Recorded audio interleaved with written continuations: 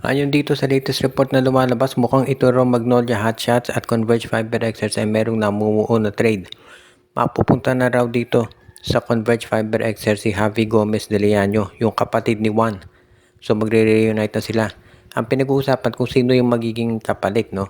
Dahil sa ngayon, sa tingin ko kung magkakaroon ng trade, baka si Alex Stockton ang pwedeng ibigay ng Converge. Kasi kung pag-uusapan natin yung trade value, parang parehas lang ito. At yung laro nila, halos parehas lang. Small forward itong si Javi, itong si Alec.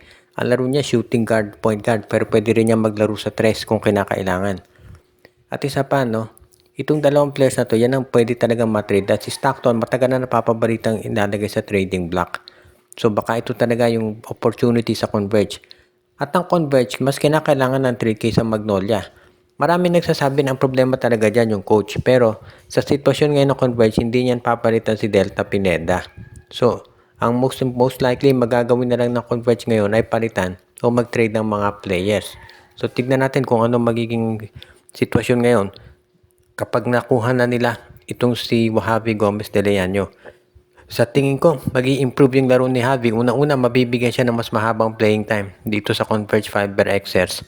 Pangalawa, makakasama niya yung kapatid niya na si Juan. So, mas magiging masaya siya dito. Sa panig naman ni Alex Stockton sa Magnolia, magagamit siya dyan na mahusay dahil syempre, guard-oriented yung lineup ng Magnolia. At pwedeng ito na si Stockton yan ang papalit dito sa pwesto eventually ni Paul Lee. Na ang balita naman ay baka magretiro na rin o matrade na ng Magnolia. So parang ganyan ang sitwasyon ngayon dito sa Hotshots at pati na dito sa Converge Fiber Xers. Mas matindi ang pangangailangan sa trade. Converge. Pero willing naman daw itong Magnolia na makinig lalo na kung makukuha rin nila si Alex Stockton dahil magaling din naman na player ito. Samantala naman itong Blackwater Bossing ay posible na gumawa ng major move lalo na at itong coach na si Pat Aquino ay determinado raw na gawing isang playoff contender itong Blackwater. At kinakausap na raw nila ang Rain or Shine Elasto Painters para sa isang posibleng trade dahil interesado raw ang Blackwater Bossing na makuha itong si Kit Datu mula sa ROS. Si Kit Datu hindi naglalaro ngayon dahil ito'y merong ACL. Meron itong injury out for the season pero makakabalik ito next season pa. Pero sa kasalukuyan, willing daw maghintay si Pat Aquino at ready naman daw siya na sabi nga nila ang plano kasi niya sa Blackwater ay long term. So, tignan natin kung ito mag-work talaga. Kung sa bagay, ito namang si Pat Aquino, mahusay na coach yan at kinakailangan lamang ng suporta ng management.